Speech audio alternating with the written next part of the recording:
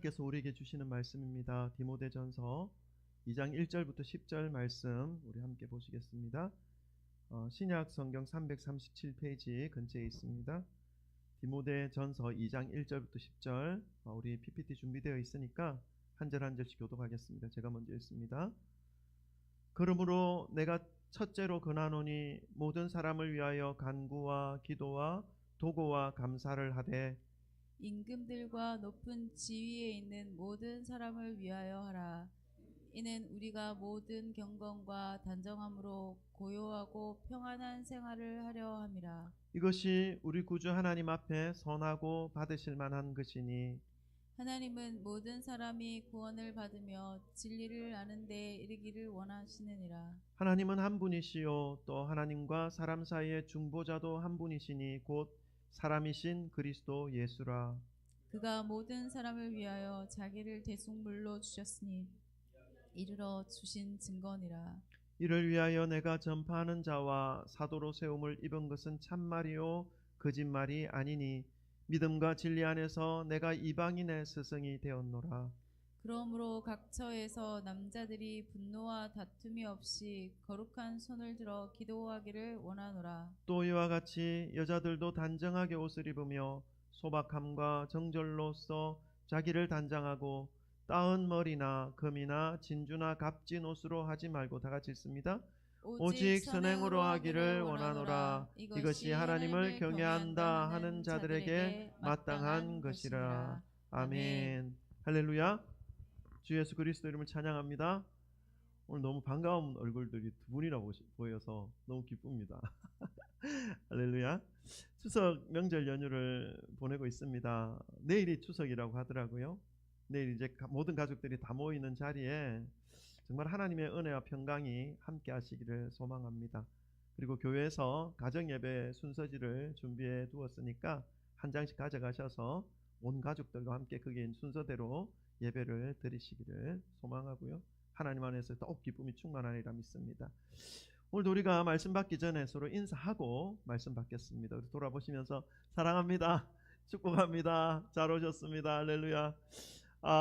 네, 이렇게 건강하게 또 모습을 뵈니까 너무 좋습니다. 감사합니다. 할렐루야. 할렐루야. 아멘. 주보 떨어졌습니다. 네. 오늘 본문 말씀은 바울의 이제 영적인 아들이죠. 영적인 아들 디모데에게 편지를 쓴 편지의 한 부분입니다. 이 편지를 쓸 때에 디모데는 에베소 교회의 성도들을 목양하고 있었습니다. 그래서 이 편지는 이제 에베소 교회에서 목양을 하고 있는 이 디모데에게 보내는 편지로서 당시 에베소 교회가 겪고 있었던 그런 어떤 영적인 위기, 어떤 어려움이 어떤 것인지를 잘 보여주고 있고요. 그리고 그러한 어려움 속에서도 어떻게 목회를 해 나가야 할 것인지 이 영적인 아버지이자 영적인 선배인 바울이 젊은 목회자 디모데에게 이렇게 편지를 쓰는 그런 내용입니다.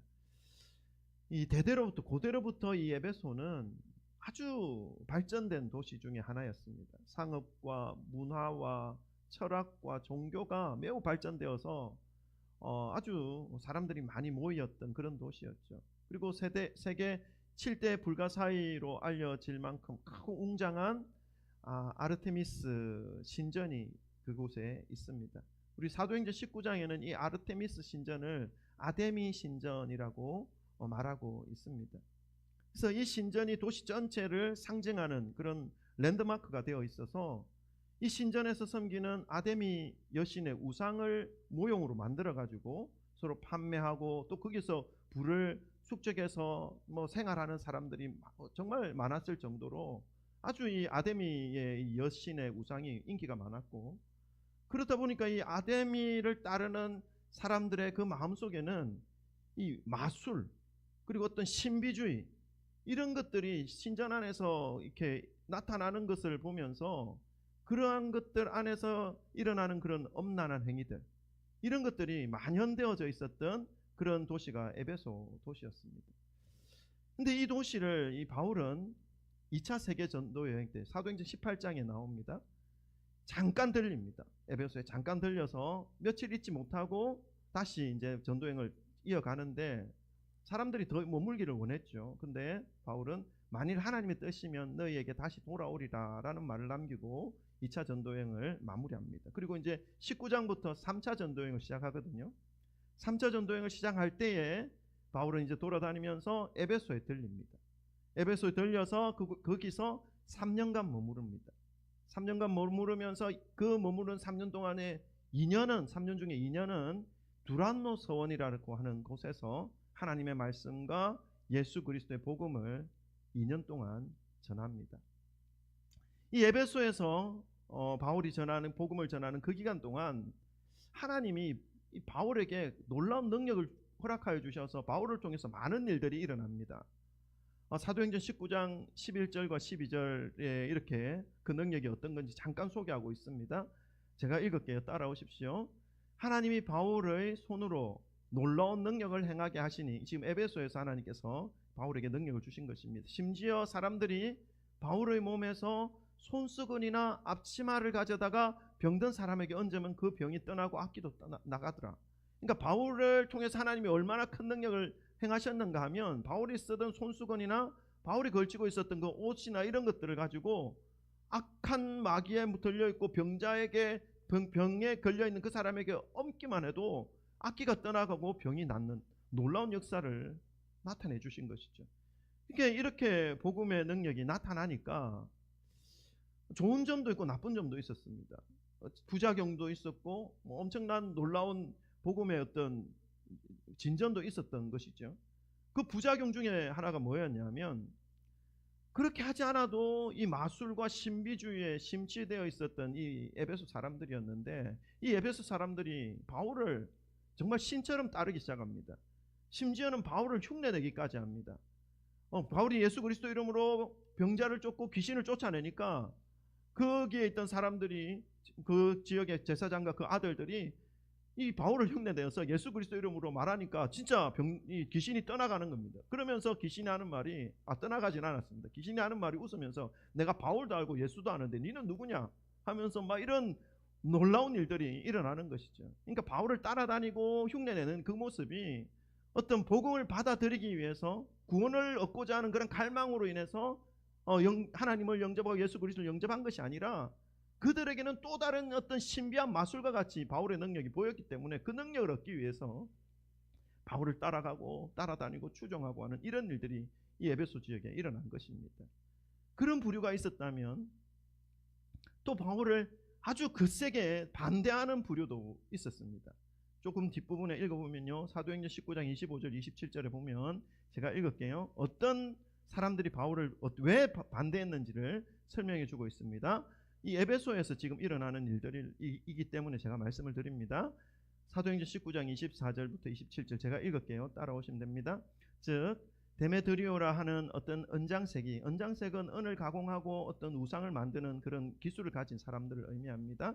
은장색이 은으로 아데미 신상의 모형을 만들어 직공들에게 적지 않은 벌이를 하게 하더니, 그러니까 아데미 여신의 모형을 만들어서 수익을 창출하고 있었다는 거죠. 그가 그 직공들과 그러한 영업하는 자들을 모아 이르되, 여러분도 알거니와 우리의 풍족한 생활이 이 생업에 있는데, 우상 판매하는 이 생업에 있는데, 이 바울이 에베소뿐만 아니라 전에 전 아시아를 통하여 수많은 사람을 권유하여 말하되, 사람의 손으로 만든 것들은 신이 아니라 하니 이는 그대들도 보고 들은 것이라.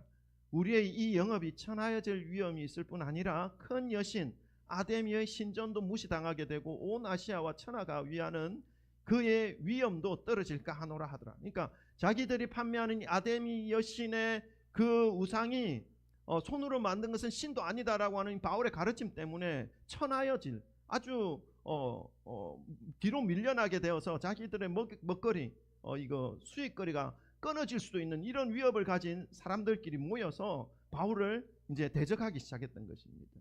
결국 바울이 전한 이 복음과 하나님께서 바울을 통해서 행하게 하신 놀라운 능력과 이 기적들로 인해서 도시 전체가 혼란에 빠졌고, 그래서 바울을 잡아 죽이려고 하는 폭동이 이 에베소에서 일어난 것입니다.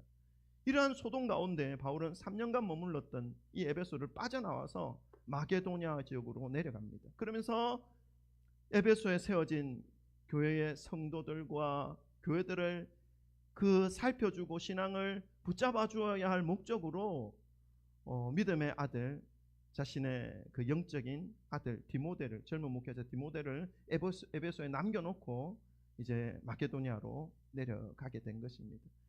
그래서 바울은 디모데가 섬기는 그 에베소 교회의 문제들을 누구보다 잘 알고 있죠.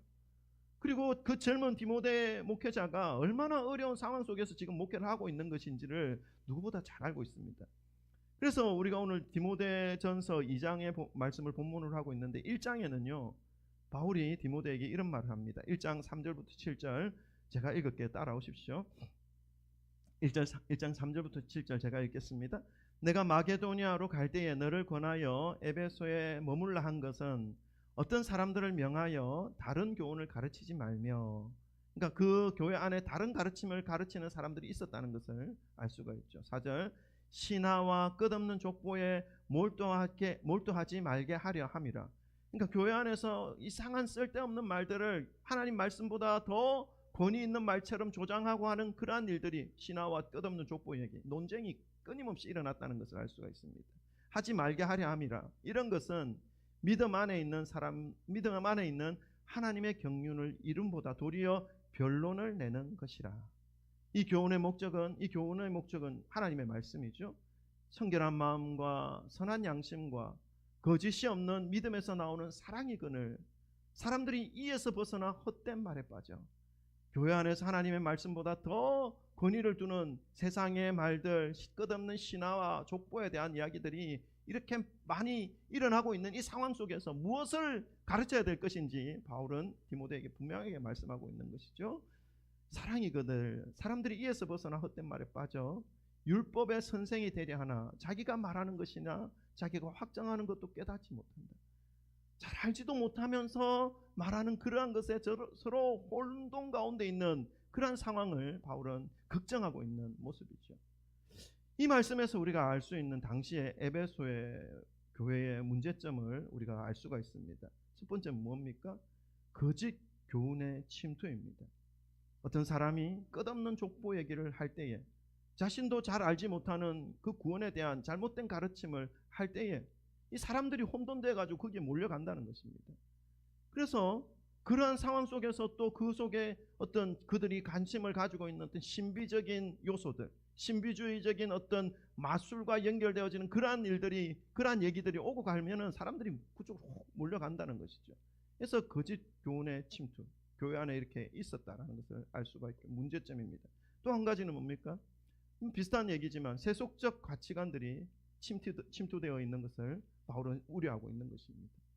아까 말씀드렸듯이 아데미 신전, 아르테미스 신전이죠. 거기서 섬기는 여신, 아데미 여신의 영향으로 여인들도 교회 안에서 어떤 정결함이나 정숙함을 가지고 있는 것이 아니라 외적으로 치장하고 사치적인 그러한 모습으로 자신들을 나타내려고 하는 그러한 상황들이 있었던 것을 알 수가 있습니다.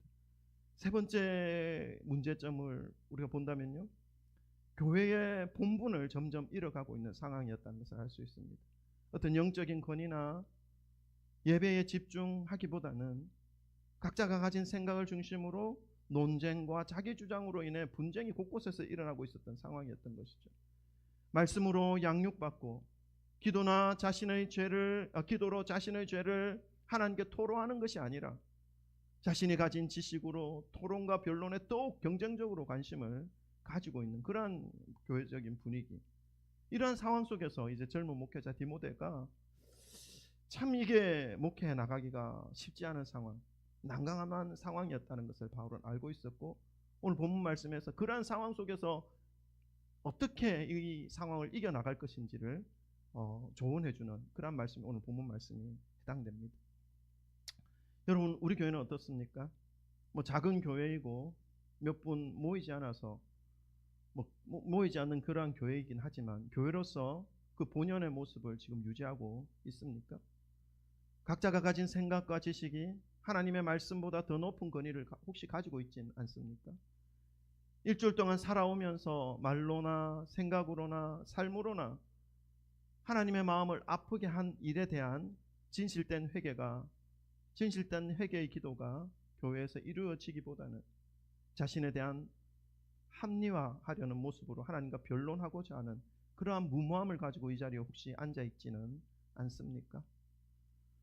오늘 본문 말씀을 준비하면서 우리 교회들과 오늘날 현대 교회의 모습을 보면서 디모데가 맞이하고 있는 이 목회적 상황과 오늘날 교회들의 모습이 연결되어져서 본문 말씀을 더욱 간절하고도 진실되게 하나님께 은혜를 구하며 마음에 새길 수 있는 시간들을 가졌습니다.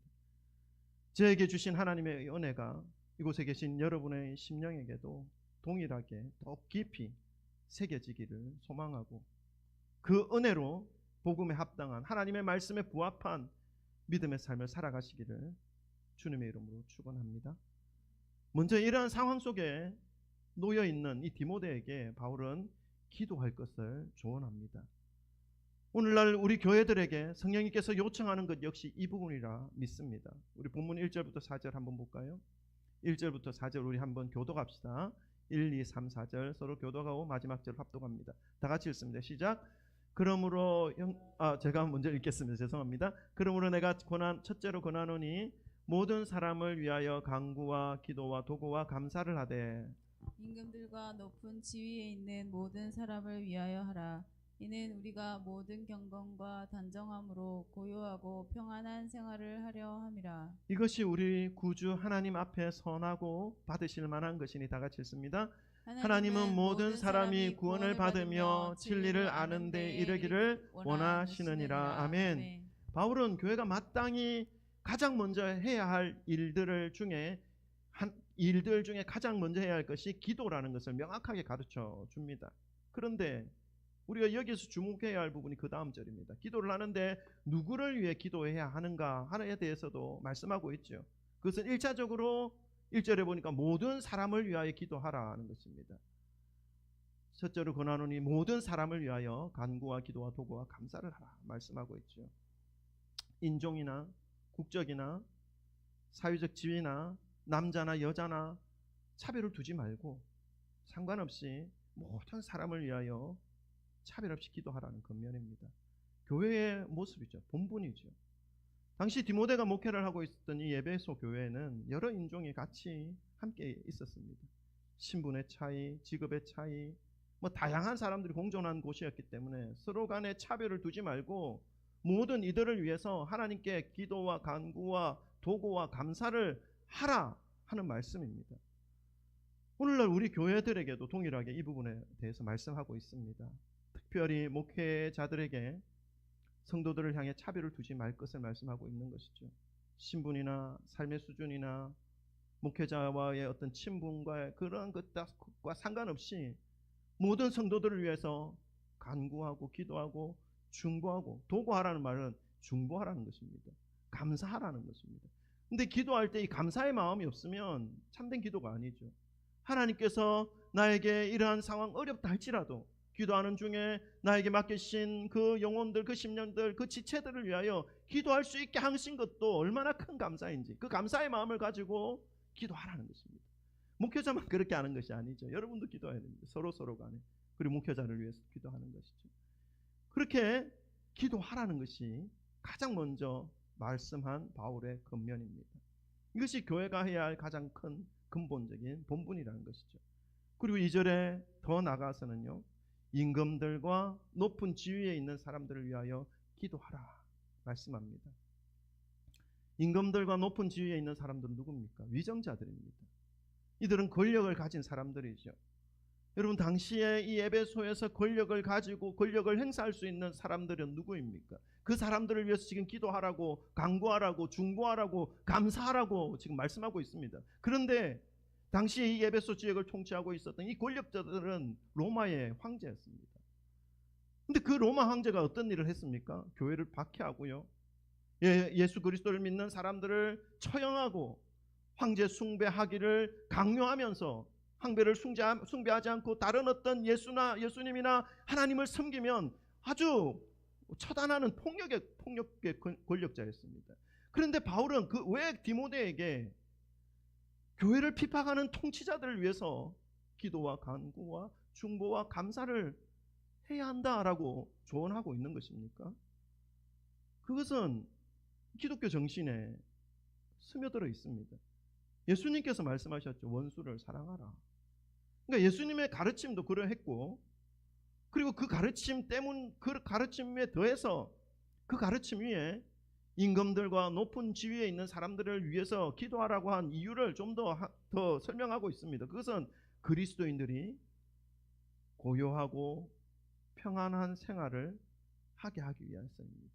여러분, 이 말씀은 그 권력자들을 위해서 기도하는 것 때문에 그들 앞에 뭐 굽신거리고 그들 앞에 뭐 이렇게 사삭 비비고 뭐 이렇게 하라는 의미가 아닙니다. 그들을 위해서 정말 하나님 주시는 마음으로 그들이 잘못하고 있는 것들에 대해서 하나님 앞에, 하나님 저들이 이러한 일을 하지 못하도록 주님 막아주옵소서, 저들의 그 무지를 주님 용서하여 주옵소서, 저들의 삶을 하나님께서 붙잡아 주셔서 저들이 변화되게 하여 주옵소서, 저들의 삶도 주님 축복으로 구원으로 은혜를 베풀어 주옵소서. 이러한 기도를 함으로 인해서 하나님께서 그들 왕과 위정자들의 마음을 감동하게 하셔서 그들이 가진 그 권력으로 교회를 핍박하지 않도록 하고, 교회가 말씀의 터 위에 더욱더 바르게 굳세게 든든하게 세워가서 복음을 더욱더 자유롭게 전파할 수 있는 그러한 역할을 할 수 있도록 하기 위해서 그들을 위해서 기도하라는 것입니다. 여러분, 교회에서 위정자들을 위해서 기도하는 것은 어떤 그들의 어떤 잘못되어져 있는 부분들을 가리고 막아주고, 그럼에도 불구하고 그들을 축복하고, 이것은 그들의 어떤 잘못되어진 권력에 동조하는 것이죠. 기도하라는 것입니다. 교회의 어떤 평강을 위하여, 하나님의 복음이 더욱더 힘있게 잘 전거되어지고 전파되어질 수 있도록 그들의 마음을 변화시키셔서 교회에게 유익한 그러한 모습으로 나타날 수 있도록 기도하라는 것이죠. 계속해서 3절과 4절에는 그렇게 하는 것이 하나님 앞에 선하고 주님이 받으실 만한 것이고, 하나님은 모든 사람이 진리를 알고 구원을 받을 것을 기뻐하신다는 사실을 분명하게 가르쳐주고 있습니다.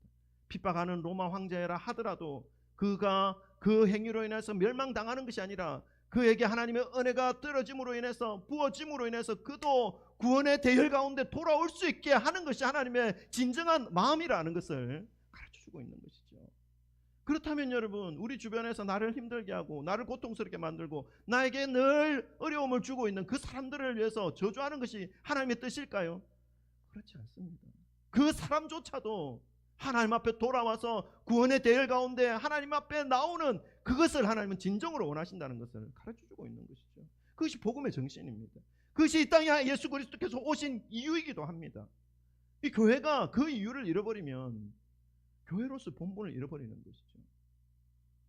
사랑하는 성도 여러분, 우리도 바울을 통해서 주시는 하나님의 말씀에 순종해야 합니다. 교회의 가장 기본적인 목적은 기도입니다. 영혼 구원입니다. 우리 성도님들 서로를 위한 기도일 뿐만 아니라 이 나라의 대통령과 위정자들을 위해서 기도와 간구와 도고와 감사를 하는 것이 교회로서 마땅히 해야 할 본분이라는 사실을 기억하시고, 언제든지 교회에 오셔서 서로를 위해서, 또 나라를 위해서, 또 목회자를 위해서, 또 말씀을 따라서 순종하시면서 기도하시기를 주님의 이름으로 축원합니다. 혹여나 교회에 와서 기도하러 왔는데 제가 없고 문이 잠겨있다, 그럼 저 바로 전화하십시오. 그럼 제가 비밀번호 딱 해가지고 기도하시고 마음껏 하시고 가라고 알려드릴 수 있습니다. 두 번째로 이 에베소 교회를 목회하고 있는 이 디모데에게 유일하신 중보자 예수 그리스도를 가르칠 것을 바울은 권고합니다. 우리 5절과 7절, 5절부터 7절도 읽겠습니다. 다 같이 한번 합독해 보겠습니다. 5절부터 7절 다 같이 읽습니다. 시작. 하나님은 한 분이시요 또 하나님과 사람 사이의 중보자도 한 분이시니 곧 사람이신 그리스도 예수라. 그가 모든 사람을 위하여 자기를 대속물로 주셨으니 이 기약이 이르러 주신 증거니라. 이를 위하여 내가 전파하는 자와 사도로 세움을 입은 것은 참말이요 거짓말이 아니니 믿음과 진리 안에서 내가 이방인의 스승이 되었노라. 아멘.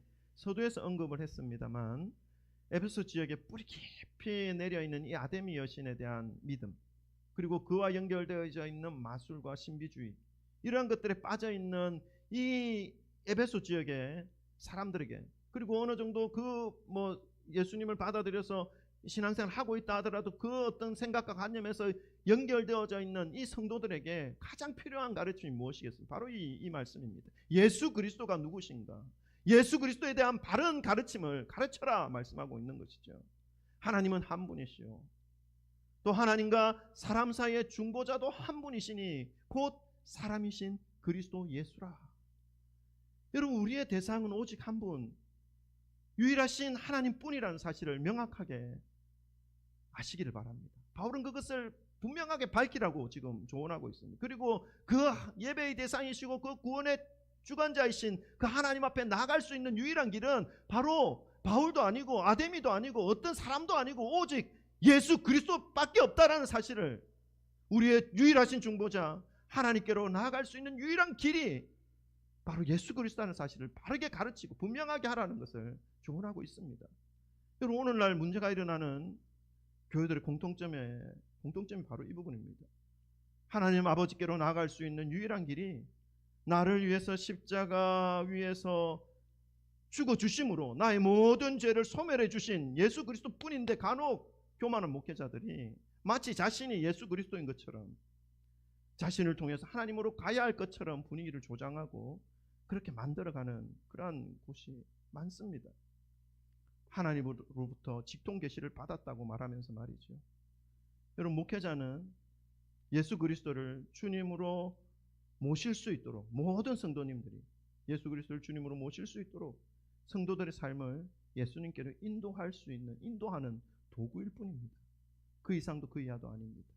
오직 한 분이신 하나님 아버지와 그 아버지께로 이어지게 하는 유일한 구원의 길이 되신 예수 그리스도만이 우리의 예배의 대상이시며 우리가 순종해야 할 하나님이라는 사실을 기억하시기를 주님의 이름으로 축원하고요. 우리가 서로를 위해서 기도하는 기초도 예수 그리스도입니다. 예수 그리스도 안에서 예수 그리스도 이름으로 서로를 위해 기도하는 것입니다.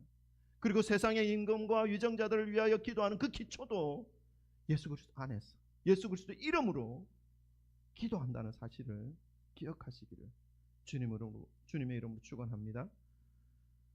오늘 본문 말씀에서 바울이 디모데에게 이 혼탁한 목회 현장 가운데에서 필요한 세 번째 당부를 말씀해 줍니다. 그것은 교회 안에서 남자와 여자들의 모습에 대한 가르침입니다. 2장 8절부터 2장 10절까지 우리 또 이 부분은 다 같이 합독해 보겠습니다. 8, 9, 10절 다 같이 읽겠습니다. 시작. 그러므로 각처에서 남자들이 분노와 다툼이 없이 거룩한 손을 들어 기도하기를 원하노라. 또 이와 같이 여자들도 단정하게 옷을 입으며 소박함과 정절로서 자기를 단장하고 따은 머리와 금이나 진주나 값진 옷으로 하지 말고 오직 선행으로 하기를 원하노라. 이것이 하나님을 경외한다 하는 자들에게 마땅한 것이니라. 아멘. 남자들이 교회 안에서 어떻게 해야 되는지를 가르쳐주고 있습니다. 교회 안에서의 남자들의 모습은 분노와 다툼이 없이 거룩한 손을 들어 기도하라 말씀하고 있죠. 여러분, 이 말씀은 교회 안에서 서두에서도 언급했던 것처럼 각자 자신의 생각과 주장으로 말씀을 왜곡하지 말라는 것입니다. 교회 안에서 거룩한 손을 들어 기도하라는 것입니다. 이 거룩한 손을 가식적으로 기도하라 이런 것이 아니라 모든 성도님들을 위해서, 그리고 임금과 위정자들을 위해서 거룩한 손을 들어 기도하라는 것은 부정한 것을 멀리하고 일상생활 속에서도 거룩함을 유지해서 교회 안에서 기도하라는 것입니다. 부정한 것들을 멀리하고 자신을 깨끗하게 하는 그러한 생활 모습으로 교회 안에서 기도하라는 것이죠. 우리가 고린도전서 분명히 얘기하고 있죠. 너희 몸이 성령이 거하시는 전인 줄 깨닫지 못하느냐. 그러니까 성령님께서 우리와 함께 하시고 우리 몸에 임재하시는 우리 몸이라는 것이죠. 그것이 무엇입니까? 성전입니다. 그래서 우리 몸이 바로 성전인 것이죠. 그래서 이 성전을 아무렇게나 살면서 이렇게 할 수는 없는 것입니다. 그래서 그 거룩함을 유지하고 깨끗한 손을 들어 남자들은 교회에서 기도하라는 것입니다. 또한 여인들의 모습에 대해서도 이어서 말씀합니다. 또 이와 같이 여자들도 단정하게 옷을 입으며 소박함과 정절로서 자기를 단장하고 따은 머리와 금이나 진주나 값진 옷으로 하지 말고 오직 선행으로 하기를 원하노라. 여성들에게 단정한 옷을 입을 것을 먼저 말씀하고 있죠. 이 단정함의 이 모습은 이제 그러니까 아데미 신전에서 제1을 돕는 그 여인들이 많았습니다. 그 이방 신의 제사, 특별히 아데미 여신을 섬기는 제사에서 여인들의 그 모습을 영향받지 말라는 것입니다. 옷을 단정하게 입는다는 것은 예배를 드리는 사람의 마음 자세죠. 그 마음 자세 역시 단정하며 질서가 잡혀 있는 그러한 상태를 의미합니다. 그러한 모습으로 예배를 드리라는 것입니다. 그리고 또한 여인들에게 한 가지 더 말씀하는 것이 있죠. 따은 머리와 금이나 진주나 값진 옷으로 치장하지 말 것을 말씀합니다. 이것은 이제 당시 세상의 여인들의 모습에 빗대어서 그 말씀한 내용을 담고 있는데, 그 말씀의 내용이 담고 있는데, 당시에 따은 머리, 따을 길게 닦고 다니는 사람들이 주로 이제 고급 매춘부들이 그런 치장을 하고 있었습니다. 길게 닦고 삘삘 돌려서 머리를 길게 또 쌓아서 금비느냐 옥비느냐 뭐 이런 것들을 가지고 팍 찔러서 자기를 아주 아름답게 나타내려고 하는 그러한 모습이 있었기 때문이죠. 그것처럼 그러니까 교회 안에서 여인들의 모습이 세상의 어떤 이런 문화와 이런 가치관들이 틈타 들어오지 못하도록 여인들의 모습을 정확하게 가이드해 주어라 하는 것을 말씀하고 있는 것입니다. 이렇게 교회 안에서 남자의 모습과 여자의 모습에 대하여 바르게 가르칠 것을 디모데에게 바울은 권면하고 있죠. 그러면서 결론적으로 외모보다는 내면의 아름다움을 더 가꾸라. 그 아름다움을 삶으로 나타낼 것을 말씀하고 있습니다. 오직 선행으로 행하기를 원하노라. 이것이 하나님을 공경한다 하는 자들에게 마땅한 것이다 말씀하죠. 그 말씀으로 에베소 교회 성도들을 마땅히 행하여야 할 본분이 무엇인지를 가르쳐주고 있습니다. 부유한 도시이지만 우상이 그들의 삶 깊이 뿌리 내리고 있는 도시였습니다. 그 도시에 세워진 교회이기에 세상의 문화와 영향이 그대로 흘러와서 목회의 근간을 흔들고 있는 상태에 놓여 있는 이 에베소 교회에, 그리고 그 젊은 목회자 디모데에게 목회의 선배로서 진심 어린 조언을 하는 이 바울의 가르침을 우리가 함께 살펴보았습니다. 이 말씀은 에베소 교회만 해당되는 말씀이 아닙니다. 오늘날 한국 교회 상황 역시 세상의 물질 만능주의, 세상의 성공지상주의, 각자의 다양한 생각들이 교회 안으로 들어와 저마다의 목소리를 높이고 있는 모습을 봅니다. 중심에 있어야 할 하나님의 말씀이 점점 변두리로 밀려나고 있는 상황에 놓여져 있는 모습을 봅니다. 이러한 한국 교회도 동일하게 바울을 통해서 오늘 하나님께서 주시는 말씀이 이 말씀이라 믿습니다. 첫째, 교회에 가장 먼저 해야 할 일은 기도입니다. 두 번째는요, 기도를 하되 모든 사람을 위해서, 모든 성도들을 위해서 차별 없이, 그리고 특별히 임금과 높은 지위에 있는 사람들을 위해서 기도하라 하는 것이죠. 마지막 세 번째는요, 남자들은 분노와 다툼을 멈추고 거룩한 삶으로 기도하라. 그리고 여자들은 단정한 모습으로 세상의 모습을 따르는 것이 아니라 내면의 아름다움으로 믿음의 삶을 나타내라 는 말씀입니다. 눈과 귀를 만족시킬 화려함이 마치 진리인 양 나타나는 오늘날의 세대에 존재하는 교회들의 모습이 어떠해야 하는지 오늘 말씀은 우리들에게 분명한 기준을 주고 있습니다. 이 말씀을 마음에 새기시며 우리의 믿음도 세상의 영향을 받고 자라는 것이 아니라 하나님의 말씀을 먹고 자란다는 것, 말씀을 따라서 믿음이 자라나야지 하나님의 약속의 은혜를 받을 수 있고 누릴 수 있다는 사실을 기억하시면서 끝까지 믿음의 길을 바르게 나아가시기를 소망하고 마지막 순간 하나님 아버지 그 넓은 품에 꼭 안기시기를 주님의 이름으로 간절히 축원합니다. 기도하겠습니다.